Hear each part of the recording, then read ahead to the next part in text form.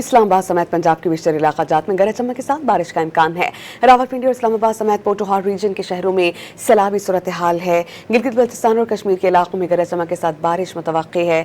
NDMA کے national emergencies operation centre نے آئندہ چند روز کے دوران ملک کے مختلف علاقوں میں متوقع موسمی صورتحال ممکنہ خطرات کے حوالے سے الرٹ جاری کیا۔ گلگت بلتستان، خیبر پختونخوا، آزاد کشمیر میں گلیشیئر جھیلوں کے پھٹنے کے باعث سیلابی صورتحال ہے۔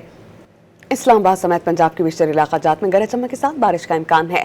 راولپنڈی اور اسلام آباد سمیت پوٹوہار ریجن کے شہروں میں سیلابی صورتحال ہے۔ گلگت بلتستان اور کشمیر کے علاقوں میں گرج چمک کے ساتھ بارش متوقع ہے۔